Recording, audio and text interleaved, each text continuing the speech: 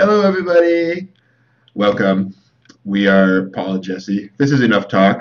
I meant to bring the actual rock I've been hiding under for the last 2 months, but part of the process of moving on with your life is to discard the old, shed it like a snake sheds its skin, and march triumphantly forward into the future. So I have no rock to show you, but I do have Thunderous Acclaim cards. Paul, how you doing? We've got crab cards, which is really exciting. I thought you were going to give some sort of like what is it? It's like boat day. It's Dragon Boat Festival, yeah. So this is a very special edition of Enough Talk. Not only do we have a new set to review, but it is Dragon Boat Festival. Happy Dragon Boat Festival, everybody. I am very excited to be sharing the Dragon Boat Festival with you, my good friend Jesse. I didn't know what the Dragon Boat Festival celebrated, so I asked some children, and I learned that it's because a man jumped in the river because the emperor didn't like his ideas. Like, oh, that's as good of a reason for a festival as any I've ever heard. You have to have so many holidays. We've been involved into like Tree Day. We've got we have a Memorial Day and a Veterans Day. Cause I mean, those guys deserve to. But then like Labor Day, I think congratulations, you work. Just being a grown up and working is a holiday. Like what? Oh man, Flag Day always my favorite. Like there's an Alabama Friday sale or AEG sale. You know, I I actually was one of the lucky people. I won a lottery, a literal lottery now. I could participate in AEG's big game night. Then I was just kind of like, I can also just buy games Thursday and play those with my friends. So I'm going to do that. That's right. Nothing like someone so lucky that they win a lottery to then go ahead and thumb their nose at That's it. funny. And it's like That's Donald Trump. Donald Trump wins the Powerball and doesn't even collect it. It's like, I got plenty. Embarrassment of Did you mean riches. to say future president Donald Trump? If I have anything Strong. to say about it, Absolutely. I'm Everyone coming get back out to your. America just to work his campaign.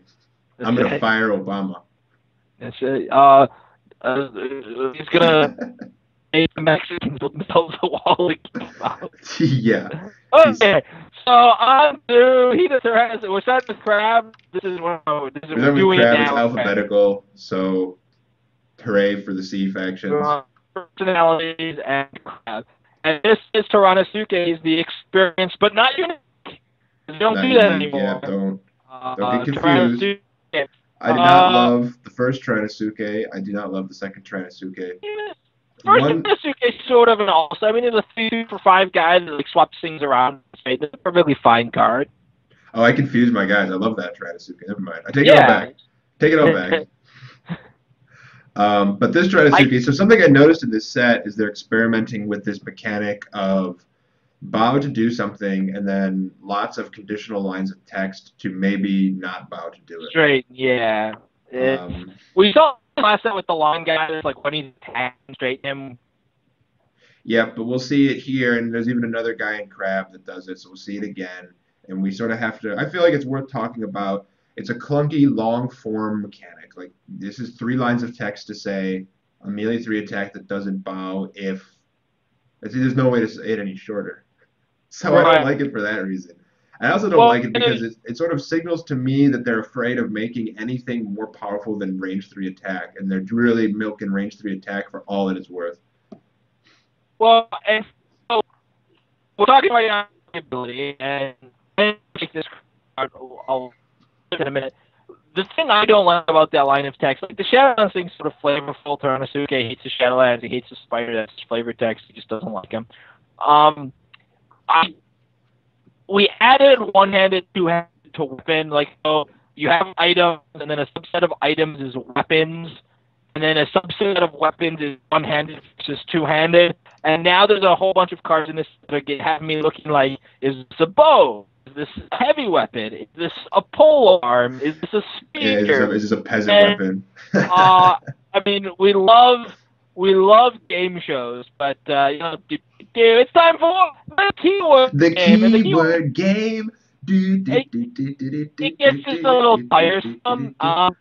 And I think like this was just like instead of heavy weapon, could we just call it a two-handed weapon? Like that just too much there. It might have been too good. If you could attach I, any two-handed weapon to him, you'd be all set. I mean, I don't know what the heavy ones are, maybe like the Yori, but I just feel like we don't need to go so deep that we're now perusing like this random flavor thing for subjects. But unrelated to that, we should talk about the value of resilience on a guy that allows to destroy something. Right? Like, so that's where you can get your value on a card like this. It's like, I buy him and spends a buy to shoot something, and even if I don't take him, they just pass, and then it's like, I killed something, and I ate my otherwise not so helpful resilient trait. Like, that's okay. Yeah, resilient was a trait that when it was previewed, I was kind of excited about. Yep. I thought it was cool. Like, it's a fun. Like, if you have one, like, if you lose a battle and you keep one resilient, it's just not for guys. That's not enough to help you. There was a but. I had a but. Yeah. The but was that in play, resilient has not been anything. Yeah. Now, there's a number of reasons for that. I think part of it is that you got, in the initial set, you got resilient guys like the Crane Scout, the 3 Force, 2 Chi, 4 Gold, resilient with nothing in his box. And so, on a guy like that, resilient doesn't mean anything. And I don't know that we've seen a good resilient guy. Like, this is a put Jesse to the test and that he'll fail question. But I don't know that we've seen a resilient guy at a reasonable cost point, a reasonable level of playability that has an ability right on him. Right. I can't think of anything. We see resilient pop up, right? Hmm. But most of the time it manifests as just sort of like, hey, by the way, this guy's resilient, so he doesn't die. It's just sort of like, ha, ha, ha, I got you. I'm trying to think, guys, I mean, I know the Banished is resilient, and that's a Shigenja I've played in a lot of my decks. Right, but again, it's a blank text guy. You know what I'm saying? It's like, this is value because, you got two of them, they both defend, you sit there, you shoot twice, and then you pass. And like, I that's think maybe something that could happen. Yeah, so I think this guy deserves his test space in a deck based on how much value you can get out of resilient Bouch, something, see what happens. So I mean, I'm gonna play some games with Thunderous to get experience, and this one overly fun stuff to do. But I have a feeling he won't end up being a fixture of my decks, but I mean, he definitely earned some exploration, right?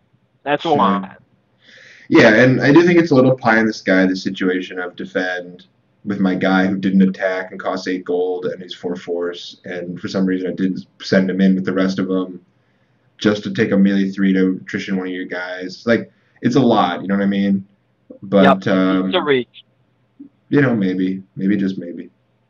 Let's pop on to Caillou Gizen, and this guy I will not be saying as much as I said about Trinasuke. It's a crab, honor personality. And Paul, why don't you just handle this because I can't. My cholesterol's high, my heart, my blood pressure's high. It's a combination of things. So first off, it's a Destin card. We like Destin cards. It's you can't even get me there on the Destin. With 3 people. So I mean, this is just compassion, which is the flavor Bushido of this set. It's not it's much harder to figure out when you're going to have compassion. Like, you can reasonably assume when you're going to have courtesy, when you're going to go second. It's much harder to say I'm going to have compassion, and then you read the guy and it's like at best it's just more force. Crab Honor as a deck is not a deck that is. It's a tier 2 deck that's going to sort of be entrenched there because it's always going to struggle to beat other honor decks. In addition to struggling to beat military decks, it's not very helpful to beat the military decks. You give this guy 3 force and a whole different discussion. You give him 2 force and I'm probably playing him. But he doesn't fit in any military deck. Obviously, he only fits in Crab Honor with a strong fortification sub-theme, and that's not for us. We're out. I'm done. I'm out. That's I'm just, no. I mean, people want to play that deck, fine. They want to design some cards for that deck, fine. But we're not touching this guy with a million foot pole. I Yeah. maybe, if it was a core, I might play Sakime Center to try to align him to a different guy. But I'm just that's it for me. Like, don't play this guy, man. Like, I mean, if you're going in on crab honor, I'm probably still not playing this guy. I can't. So I guess the only thing I want to say about him is the 3, the cap. I don't get it. I don't. This is like the most harmless card ever. Cap that's like, if it was just give him +1 for each fortification at this battlefield, like what? Like, oh my god, I've stacked all 20 fortifications on this province and I have less. And now he's gigantic. Like, right, that's what I'm saying. Like if you really go for it, if you play all, your whole deck is fortifications, and you play the Caillou engineers to move them around, and you didn't lose, you only lost 2 of your provinces, and you saved that one with all the fortifications, and you get there, and the guy's 24. Like, why can't you have that? Like, why can't L5R be a game where if you go for it, you can get it? And they're like, well, then he's too good. Then you just win because you've got 64 seconds. So what? Like, if you really like that guy. If you jump through those hoops, like, congratulations. If you're the guy that lost to mass battle cruisers every time on BGH $, Ultimate Hunters $, like, I can't help you. Like there's the problem's not the problem is not the battle carriers. The problem is you. And why can't we have that? Why can't I have my battle carriers? Yep. Now the next guy, I think, is an honor card that I think I can sort of, get behind, a little more powerful. Because hey, look, the rare is a little bit better than the uncommon. First off, he comes with actual stats, which is just, it's nice. But then he's got an invest, which gives you a +1 province. It's a free fortification, just a 1 gold fortification for bonus of 1 province. And like one increase on 1 province is great, but it's nothing. It has it's got a pet on again, right? He's got to like attack me or not, like beat on decks. Maybe he forces your opponent. So this is the kind of card that helped like put me towards that strategy. That makes me think, okay, here's a card that like I don't hate for the fortification crab on a deck, which is a deck that I hate, that I don't want to play. But this is a card that like I sort of like pretend someone like the Scarlet Witch came by and waved her hands, and I'm having nightmares about being forced to play a deck like this, and like I would be okay with a Caillou or Togo in my deck. So, okay, here's what I remember this card. There's a 2 for 2 holding in this set whose text reads, "Give all your provinces +1 strength." Yeah. Now, this is a 7 gold personality that gives a single province a single point of strength, on the condition that a fortification remains in an environment in which there are multiple cards that say destroy a fortification. And his ability is a Luke Gregory gain 1 honor ability, conditioned upon the fact that you have a fortification. Not even just the dragon, if you don't take this province. Like the Phoenix, don't take this Phoenix, province. don't take this province. It's if you don't take this province with a fortification. So this is just spitting in the face of crab players. Like, what do you get for your theme? Well, you get recycled bad variations of bad variations of other honor decks. Like, you can't even give them their own theme. They just get bad versions of dragon honor concepts. And hey, by the way, as a guy that ostensibly plays some spider, like, you're welcome. You're welcome, crab players. Like, this is what I felt for the last 3 sets when Susumu Jackass was my rare when I cracked my packs. So enjoy this. He's a 3 that you like. Let me just. I'm stretching out. I'm gonna do elongate and reach here. You can play a crab military deck with a fortification gold scheme that incorporates this personality as a 3 for 6. It could be like an Arani Sensei deck, though the 3 honor requirement gets in the way a little bit, but leave your facts at home, man. But like, you're playing just a crab military deck that you play this guy as your, like, stalled whole time. I don't have rally cries anymore, but I can win because I'll just keep gaining a bunch of honor switchy thing. I reached that out. You kind of did, yeah. So we're gonna play fortification gold. Baby. You're gonna play fortification gold in a go second faction. Yes. So it's gonna go fortifications on one. I buy gold. You go fortifications on two. I don't know. I went first. So I go gold. You go fortification. I go gold. You go fortification. I go guys. You go guys. I go attack. Take your fortification. What's that? I can't hear you over the sleigh bells of my ride to magical Christmas land. Next personality. I'm just gonna Cutie Igarasu. Um, I like cheap look. Shugenja. It's I don't numbers. like. And a I like it's Shugenja. Earth. It's a Shugenja. It's cheap. It gets big Yep. if you pay. It, If it's not it gets cheap, good when you play against the best faction ever. I You like this know, like guy. There's not a all lot to four say about it, but percent. I like it. There's not. I'm not actually sure she gets a place in decks anymore because there's so many good like just Unaligned unaligned Shugenja you Shugenja. can play. Like there's so many just like raw, fine unaligned Shugenja and It's just slow down true. your It's Oda. so So like true. I'm not sure she really gets it. But you print this card in any faction and it's you don't criticize it, right? Like this would No. be a fine Dragon Shugenja or Phoenix Shugenja. It's a fine military Shugenja. It's got a good invest. People still want to pretend that you can play cool school wizardry things, and it's like a 4/4 for 8, which I guess is good now. Because yeah, it's unobjectionable. It's a fine common. It's a good draft card, Yeah. and it'll be a filler card, and you're never gonna be excited about it. But, Yeah, this is one of the last guys to go in your deck. Crab have some real stinkers for their filler Shugenja for that right. Shugenja deck. So I think that Well, this will make they it. don't have a saturation, so this is in, and it does have Earth, so works with the sensei. Woohoo. You're right, this sensei. Moving on. Yeah. Kuni Sosuke. This guy also another Shugenja at 10 gold. These no bow melee threes. Yeah. Um, With resilient is sort of where it's like the other guy yeah. was So all for melee 3-1 defending, but he had resilience. It's like you bow up and then haha, 10 gold's a lot more to risk in a defense. I don't like these cards because they just remind me of what used to happen when you spent 10 gold on a personality. yeah, no You'd kidding. get like Gyokin Experience 2 with Conqueror who could bring back non-unique attachments.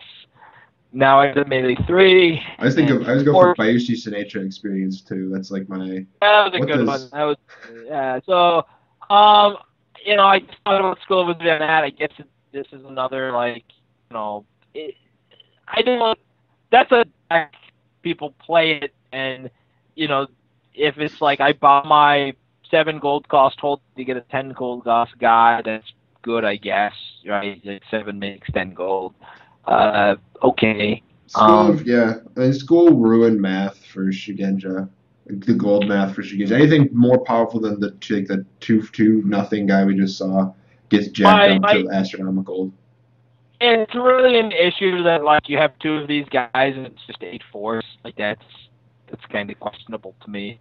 It just goes back to the force efficiency number. You could spend, you spend 20 gold on those 3 for 5s, and that's 12 force by 2 of these. It's 8 force. Mm-hmm. That force sort of matters. But I mean, not having them all for melee 3 attack. Okay, I don't know how that's Earth. That doesn't feel like an Earth thing to me. But okay. That's a powerful ability, and people started paying for those 11, 12 gold followers that have it. I played trained swordsman. I played trained horseman, and so I mean, this is one of those cards that I'll try to play, but it sort of lacks. I mean, I like Thing as the Fantastic Four, so I'm gonna play this card to make a lot of jokes about the Fantastic Four and the terrible new Fantastic Four movie, but it's Dash, so there might be a corrupt variation that's coming out, and so it's another one of those cards that like. You're looking at a Shugenja deck in Crab, and you want to build it, and you want to have a reason. You want to try to make your sort of Shugenja deck stand out. You want to make it feel crabby. You can put this guy in. I won't make fun of you for it, but most of the time, the sort of appropriate sort of spiky play will just to be a slightly cheaper, more force efficient Shugenja. I think my parting shot here is that these no bow range 3s are more powerful than they first appear. That's true. That's true. I think that with Unholy Strike plus the other Unholy Strike card. Yeah. I could see more than 0 copies of this in a top 8. Yep. I'm not saying that it's like it should be there or that there will be there, but I can conceivably see more than 0 copies of this in a top And 8. it's a different type of crapshoot Genji than what we have currently, so that's good. Right, one with an actual ability. One with an actual ability. Toritaka Suppin. Love the art, and done. Yeah. Just to point out that this is another one of these bow and then if something, something, something straight in upper deck Star Wars abilities. Yeah. This one's a fear effect, which makes me even less excited about it because fear does basically nothing. Little bit worse too, in that it's like it straightens if you have fewer units, but then it's like just 2/2 for 4 guy, which makes it lean towards a deck where you're gonna have a lot of units. Yep. So it's just like, hey, look, your strong straightens things, and this guy bows and combo, but I'm not reaching around for combos to make fear 4 attacks for 4. Yeah, that's a really good point that this guy is a swarm. It pushes you into swarm, and then it nambos his ability.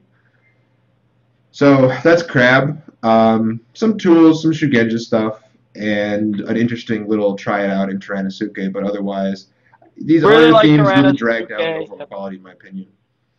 I like Tyrannasuke, and I'll relook at Crab Shugenja. So, I mean, we've played so many Shugenja decks that I feel like I know how I'm going to feel about it and what I'm going to think about it. Yeah. But, you know, that's Crab.